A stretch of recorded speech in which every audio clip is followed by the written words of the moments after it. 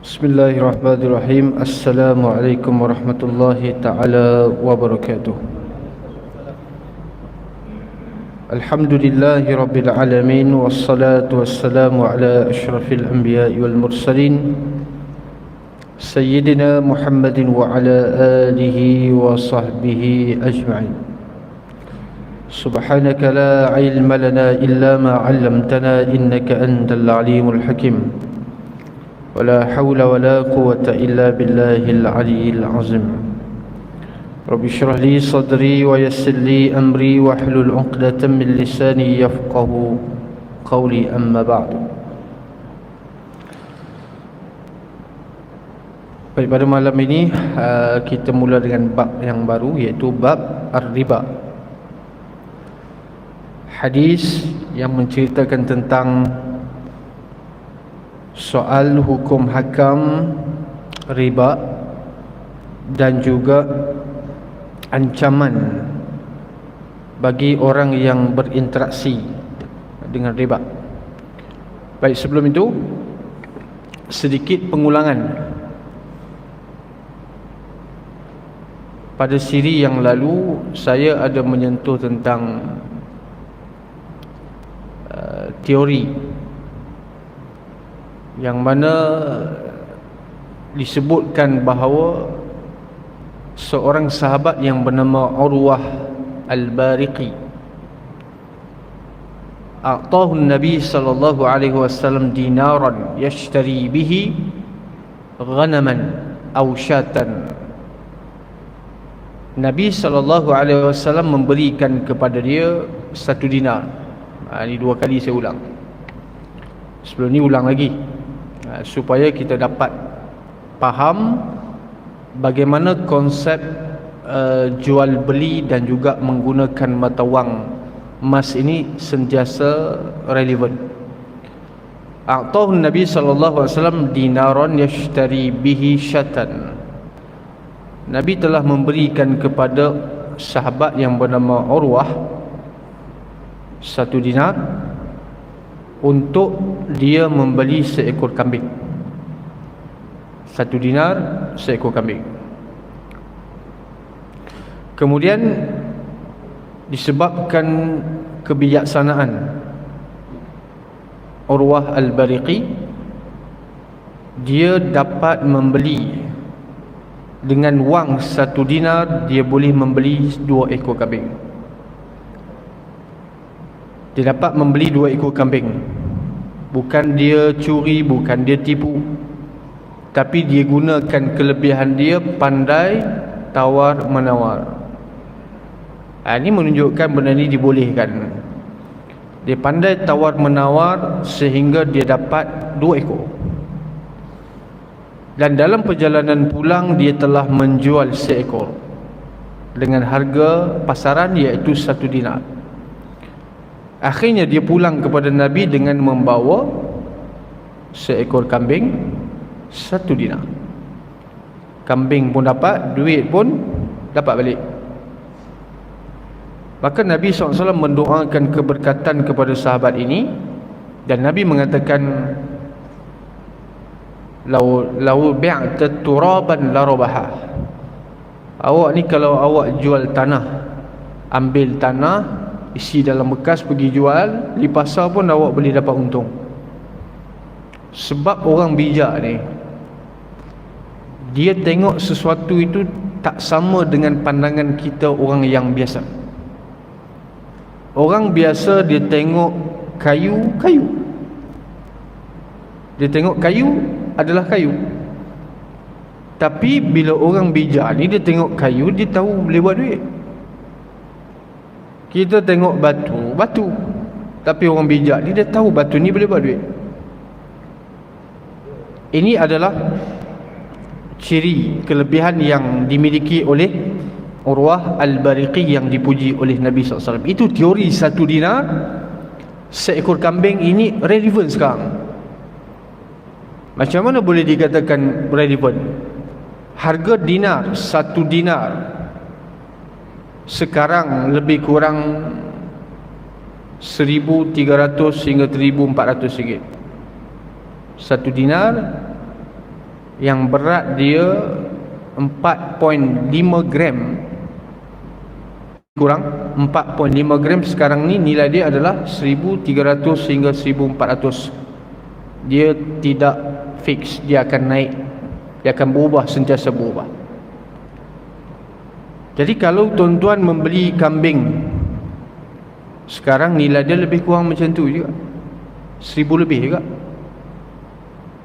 Kalau dapat kurang, dapat murah, itu nasib kan? Zaman Nabi SAW 1 dinar, zaman sekarang pun 1 dinar. Zaman dulu kalau beli dengan ringgit mungkin 200-300 ringgit seekor kambing, ataupun lebih lama lagi 100 ringgit.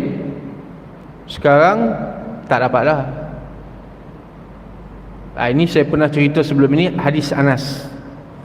Anas mengatakan bahawa ramai penduduk Madinah mengadu harga barang naik melambung. Rupanya isu kenaikan harga barang ni dah berlaku zaman Nabi. Jadi Nabi SAW mengatakan, kamu terima kenaikan harga barang. Kalau Nabi turunkan harga barang, dia akan menyebabkan kerugian kepada peniaga.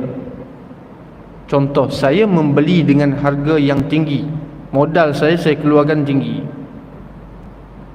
Tiba harga pasaran saya kena jual lebih murah, menyebabkan keuntungan saya kadang-kadang sikit, kadang-kadang tak untung. Siapa yang berniaga tak untung? Cuma saya sebut sebelum ini, keuntungan berapa perlu diambil, berapakah boleh diambil keuntungan di dalam perniagaan, itu syarak tak letakkan nilai dia, tak letakkan berapa persen keuntungan boleh ambil. Kalau modal RM50, saya jual dengan harga RM100, tak jadi masalah. Kalau modal RM100, saya jual RM1000 pun tak ada masalah, selama mana dia diterima orang dan orang yang nak. Sebab orang yang nak ni dia mampu bayar. Kita kata tak mampu, kita kata mahal sebab kita tak ada duit, sebab kita tak boleh bayar. Sebab tu kalau orang yang nak, dia membeli barang yang sama seperti barang lain, tapi kenapa dia bayar dengan harga yang tinggi? Nampak? Contoh orang perempuan ni beli handbag orang cakap handbag biasa pun boleh pakai juga, kualiti lebih kurang sama juga. Tapi kenapa dia beli yang mahal? Sebab dia nak. Dia nak dan dia mampu. Betul? Yang masalahnya nak tapi tak mampu. Ini masalah. Bila kita nak dan kita mampu, kita sanggup bayar, tak ada masalah. 10,000, 20,000. Kalau orang yang tak ada duit, orang yang tak ada duit lah, sebab kemahuan ni kadang-kadang besar.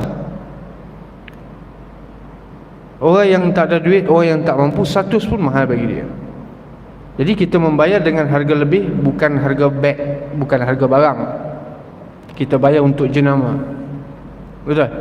Kita bayar untuk brand. Kalau ikut kualiti sama lebih kurang, tapi kita bayar lebih sebab kita nak, dan kita tak menyusahkan orang. Okey, sepulang silakan. Dan keuntungan dia nak ambil 100%, 200% terpulang. Maka agama tidak meletakkan berapa keuntungan boleh diambil.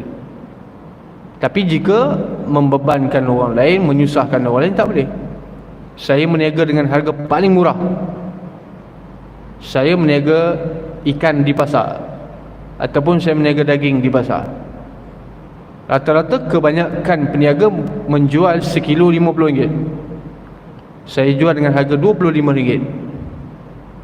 Agak-agak orang marah lah. Peniaga-peniaga lain akan marah, sebab akan merugikan orang lain.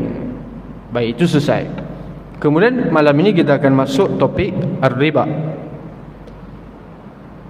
An Jabirin radhiyallahu ta'ala anhu qala la'ana Rasulullah sallallahu alaihi wasallam akil ar-riba wa mukilahu wa katibahu wa shahidaihi wa qalahum sawa. Hadis ini menceritakan tentang satu bentuk dipanggil ancaman. Belum lagi kita cerita tentang hadis. Topik riba ni panjang, banyak hadis. Yang pertama ini baru menceritakan tentang ancaman daripada Nabi. Nanti kita akan masuk konsep takyif ataupun konsep transaksi antara dua belah pihak yang menyebabkan boleh possibility untuk berlaku riba, satu, dan juga apakah item yang ada riba. Bukan semua barang ini ada unsur-unsur riba, hanya yang tertentu yang akan disebutkan nanti dipanggil sebagai item ribawi. Maksudnya barang itu kalau tak jaga dengan betul, kalau silap langkah, dia akan boleh berlaku riba. Yang pertama ini adalah ancaman. Nabi, sahabat mengatakan la'ana Rasulullah. Rasulullah melaknat. Bila sebut laknat daripada Allah dan Rasul ini, semua kita faham, menunjukkan dia adalah satu dosa besar. Sehingga dalam Al-Quran Allah Subhanahu wa taala menyebut fa'zanu biharbim minallahi wa rasulih. Siapa yang berinteraksi, yang mengamalkan riba ataupun nama lain dipanggil, tak kisahlah dia nak panggil apa pun, dia tentang muamalat, satu kata kunci dia adalah konsep. Biarlah nama itu orang nak panggil nama apa pun, konsep salah. Kalau konsep itu betul, biarlah nama apa sekalipun. Sebagai contoh, babi, walaupun dipanggil nama lain pun dia tetap haram. Tukar nama lembu ke, dipanggil kambing ke, tetap haram. Nama bukan isu. Maka sebab tu dalam berinteraksi dengan muamalah ni, contoh, saya membeli satu lot untuk apa?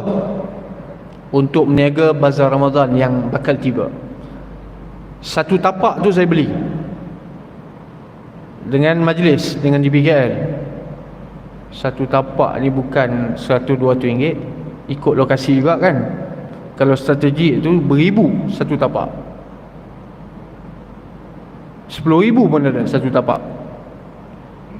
Saya beli satu tapak, hakikatnya bukan beli, hakikatnya adalah sewa. Sebab apa? Beli itu dapat, bila sebut beli itu jadi milik, terus. Tapi bukan jadi milik, tapak tu bukan milik saya, hanya pada masa yang tertentu saja, sebulan saja. Saya menyebut beli, saya akad beli, tapi sebenarnya ia adalah sewa. Tak ada masalah nak panggil beli ke, nak panggil sewa ke, yang penting konsep dia adalah sewa dengan membayar, mengambil manfaat atas sesuatu tempat. Kita mengambil manfaat rumah bukan milik kita. Saya mengambil manfaat tinggal di rumah tersebut, maka saya bayar bulan-bulan, itu sewa. Saya pinjam duit dengan kawan RM1,000, tapi sebenarnya itu hutang, walaupun saya sebut pinjam. Jadi itu bukan isu. Nak panggil apa pun tak ada masalah, yang penting konsep dia. Kalau benda itu salah, kalau konsep dia betul. Ini dalam kaedah al-ibratu bil ma'ani la bil alfaz wal mabani. Ini kata kunci dia. Dalam muamalah yang diguna pakai adalah konsep, bukan lafaz, bukan perkataan, bukan apa-apa istilah yang kita guna. Itu tak ada isu. Kalau saya kata pinjam 100, bukan pinjam, apa ni salah ni, tak belajar kan, itu hutang nama dia, tak ada masalah. Saya nak sebut pinjam ke, nak sebut hutang, terserah. Ar-riba, Nabi SAW, seperti mana kata Jabir, la'ana Rasulullah. Bila perkataan la'anat ini datang daripada Allah dan Rasul, menunjukkan dia adalah dosa besar. Akilar riba, Dalam hadis secara literally sebut makan riba, orang yang makan riba. Itu bahasa hadis, bahasa Al-Quran. Bila sebut makan, ni bukan literally makan, tapi ambil. Macam dalam ayat Quran kita akan jumpa ayat la ta'kulu amwalal yatim, jangan kamu makan harta anak yatim. Bukan makan, ambil. Tak, makan dengan mana? Ambil. Itu bahasa. Sebelum kita belajar konsep, sebelum kita belajar isi, kena tahu itu adalah gaya bahasa Al-Quran dan juga hadis. Tak sama, dia menggunakan majaz ataupun kita panggil metafora. Nabi SAW melaknat orang yang makan riba. Wa mukilahu. Yang kedua adalah mukilahu, orang yang menjadi wakil.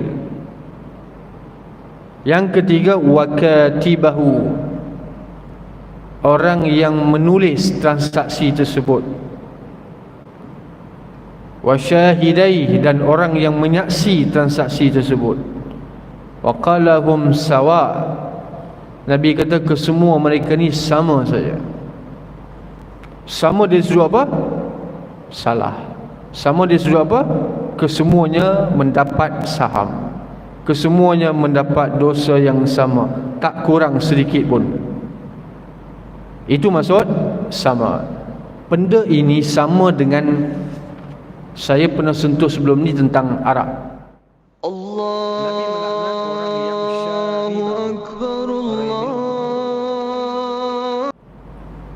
Kemudian orang asir, orang yang memerah anggur untuk dijadikan wine. Orang yang menghidangkan, semua yang ada keterlibatan langsung ataupun tidak.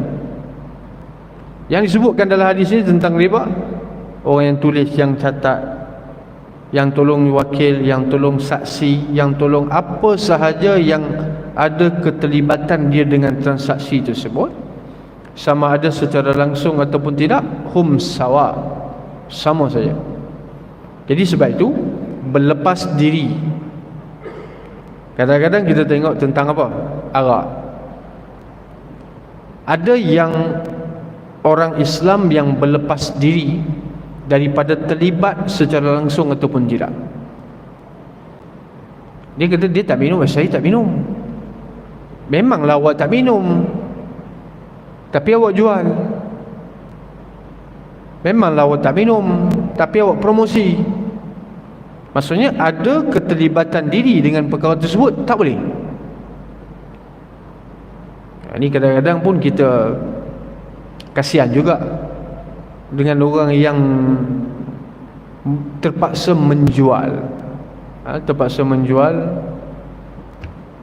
mungkin tidak ada pekerjaan lain, wallahu alam. Walaupun menjual kepada bukan Muslim, sama ya. Dia kata saya jual bukan dekat orang Islam, saya jual dekat orang bukan Islam, sama saja. Kerana orang bukan Islam mukhatabun bi furu'is syariah, mereka juga dituntut dalam bab hukum hakam syariat sebenarnya, hakikatnya. Ini para ulama sepakat, al-kuffar mukhatabun bi furu'is syariah, mereka juga dikhitabkan. Jadi kita nak jual kepada mereka dengan menganggap mereka boleh minum pun tak boleh juga sebenarnya.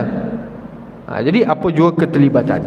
Kemudian hadis yang seterusnya kita nak masuk tentang konsep riba, yang mana daripada Ubadah bin Samit radhiyallahu taala anhu, qala Rasulullah sallallahu alaihi wasallam, az-zahabu biz-zahabi, emas dengan emas. Yang ni dia agak payah sikit, susah nak faham. Jadi kalau ikut kefahaman kita, kalau ikut baca sendiri, memang susah kita nak faham. Sebab tu hadis ini relevan sampai sekarang pun orang masih kupas hadis ini. Az-zahabu biz-zahab, emas dengan emas. Fiddatu bil fiddati, perak dengan perak. burru bil burri wasya'ir bisya'ir, gandum dengan gandum, wattamaru bit tamar, kurma dengan kurma, garam dengan garam, mislan bimislin, sawaan bisawa, yadan biyadin. Fa idza ikhtalafat hadhihi al-asnaf fabi'u kaifa syi'tum idza kana yadan biyadin. Hadis ini Nabi SAW telah menyebutkan list, senarai apa dia yang dipanggil sebagai item ribawi. Item ribawi ini maksudnya barang-barang yang mengandungi unsur riba kalau silap langkah. Yang pertama adalah emas, yang kedua adalah perak, yang ketiga gandum, beras, garam dan sebagainya. Maka dalam keenam barang ni dipanggil sebagai asnaf. Asnaf ni bukan asnaf zakat tu. Asnaf ini maksudnya item riba, 6 benda. Dalam perbahasan usul fiqh, dia ada satu perbahasan yang disebut sebagai qiyas. Ini penting. Qiyas ini bermaksud kita tidak terikat dengan apa yang disebut secara literal sahaja, tetapi ada golongan yang menolak daripada beramal dengan qiyas. Mereka ni disebut sebagai zahiri. Zahiri ni mereka pakai literal sahaja.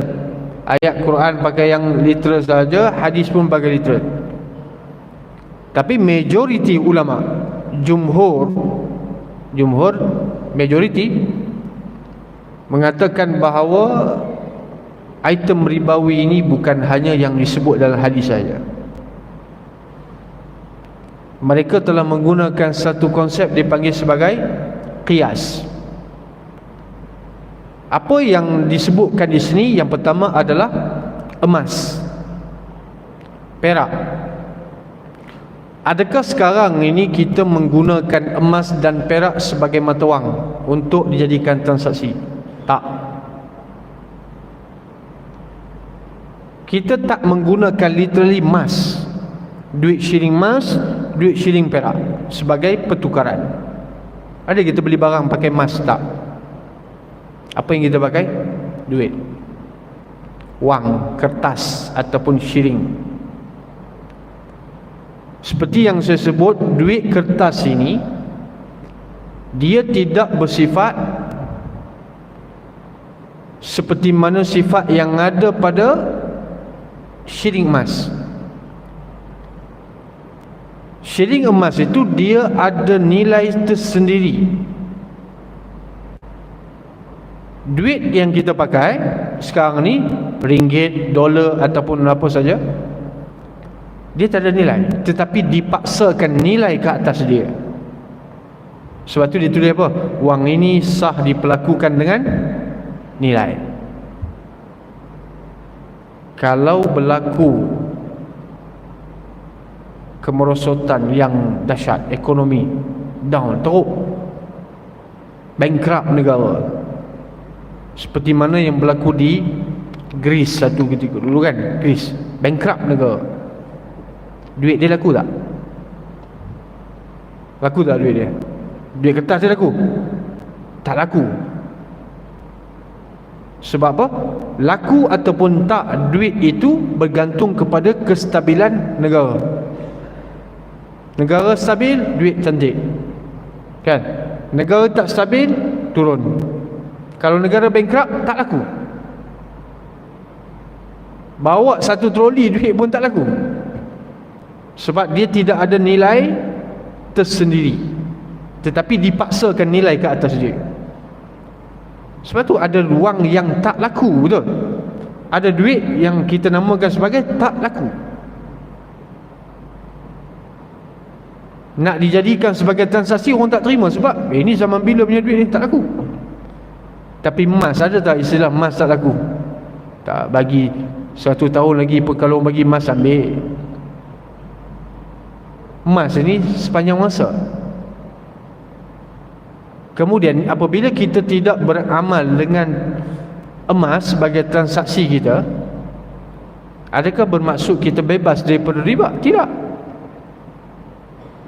Sebab itu penting kita faham konsep qiyas. Apa dia? Disamakan mata wang ataupun duit yang kita gunakan sekarang ni dengan emas. Itu dinamakan sebagai qiyas. Disamakan, dikiaskan duit yang kita pakai sekarang ni dengan emas, disamakan dengan perak. Itu nama dia qiyas. Maka dalam berinteraksi dengan duit, duit sama duit, duit dengan duit itu ada unsur riba, seperti mana emas dengan emas juga. Baik, kita ambil yang asal dulu. Macam mana emas dengan emas, perak dengan perak boleh dijadikan, boleh berlaku riba pada dua item ini? Yang pertama, apabila terdapat lebih salah satu. Lebih salah satu ni kita panggil riba fadli, riba yang ada lebihan pada salah satu. Apabila emas dengan emas itu ada lebih salah satu pada si A,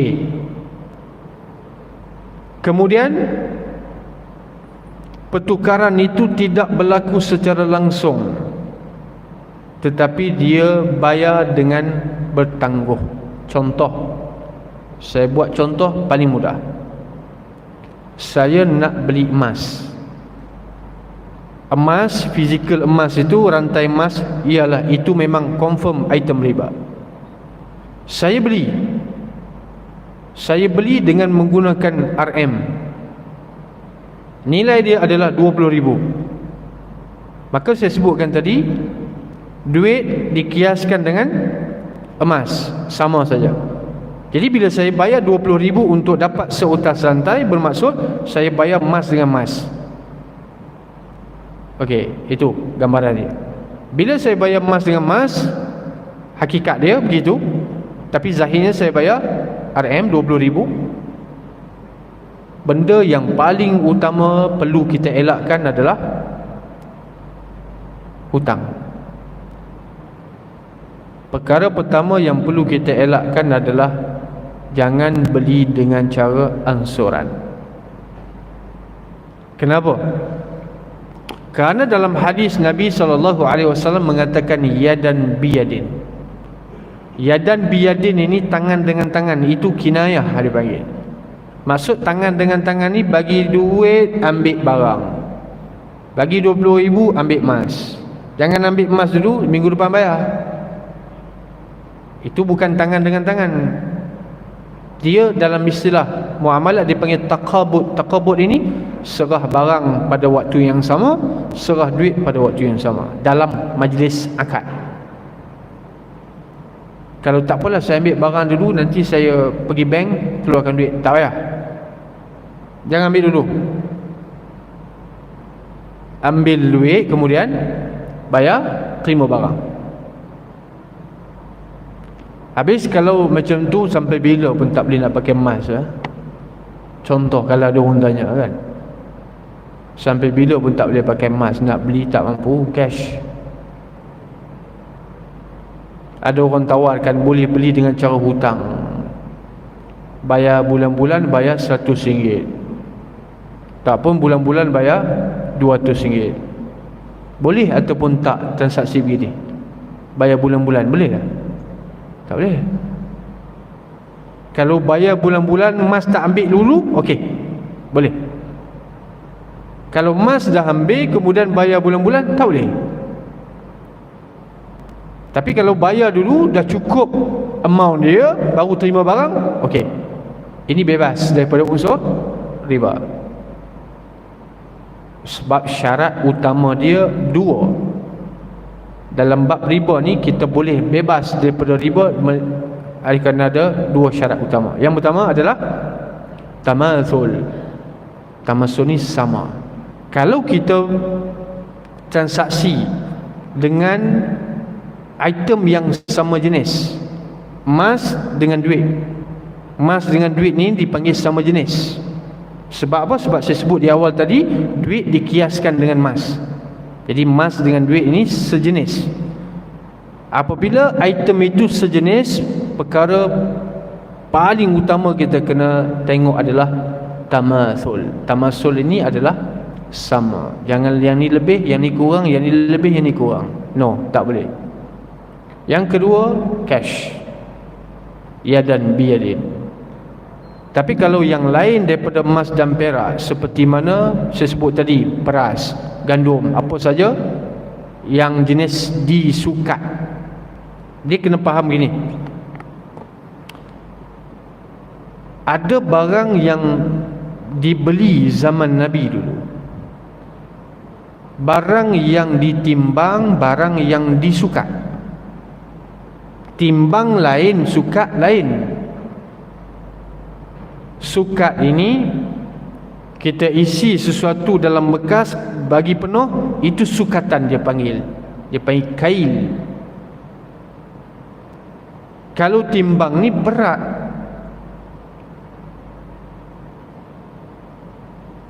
Jadi ada beberapa perkara yang perlu kita ambil berat adalah sesuatu yang digunakan di zaman Nabi sallallahu alaihi wasallam, sukat, tiba-tiba kita nak timbang.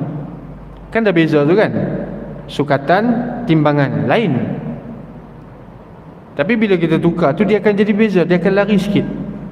Contoh paling mudah adalah zakat fitrah. Zakat fitrah suatu zaman Rasulullah dibayar zakat fitrah tu timbang ke sukat? Sukat.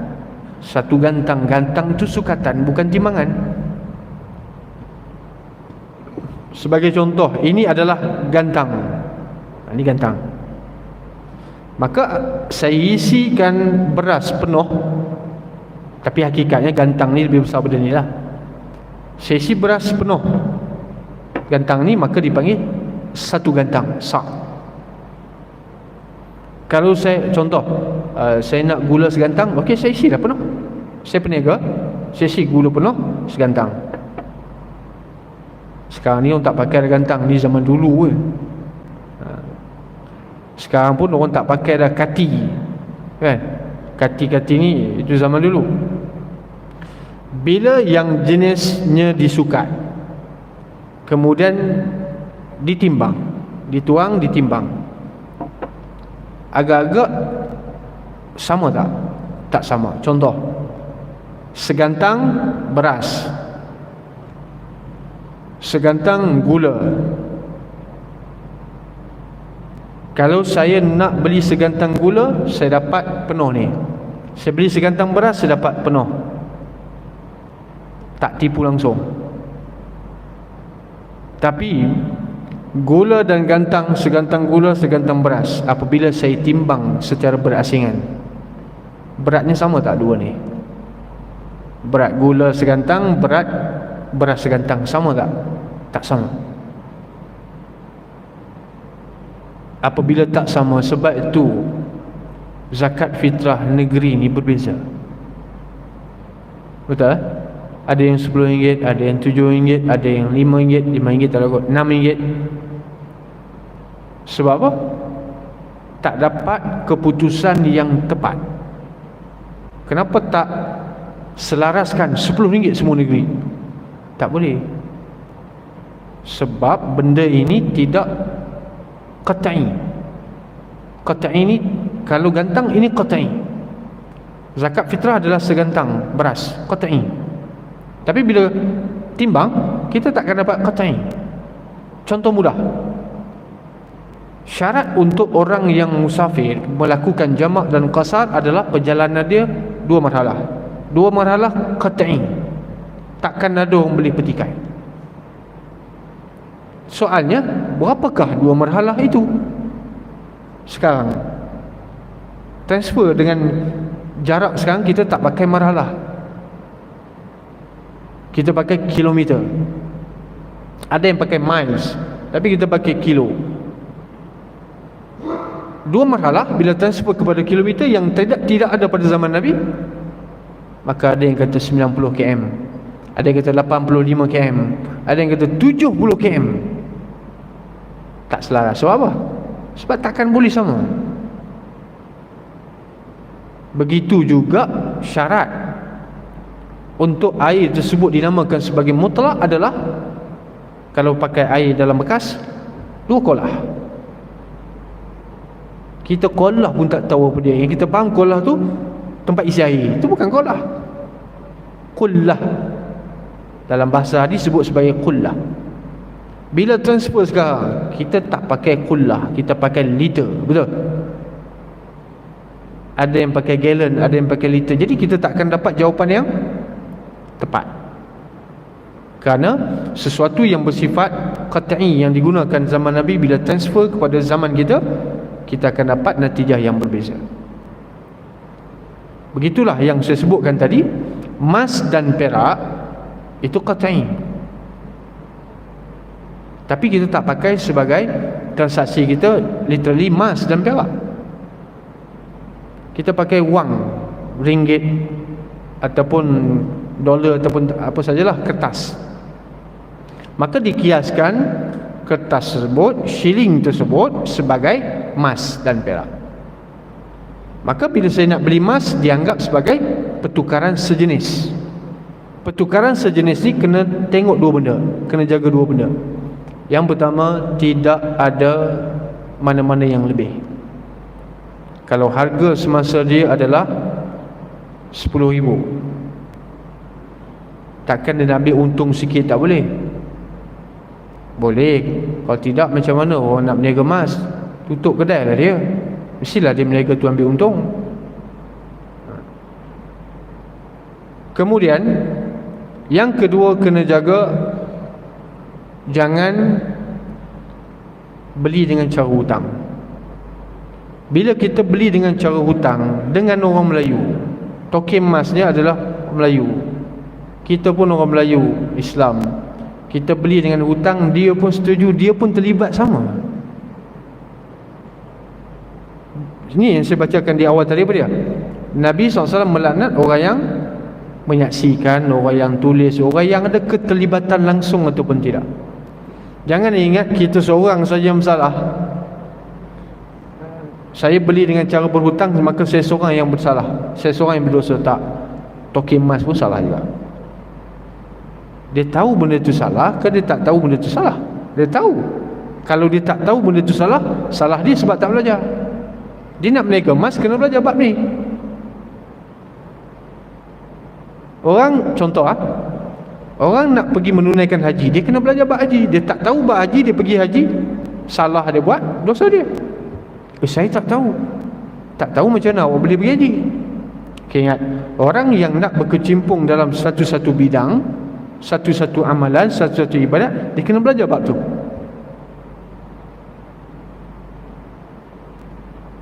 Jadi bukan hanya orang yang beli itu salah, penjual pun salah, pekerja dia pun salah. Apa yang, kerana apa? Dia terlibat. Tapi susah.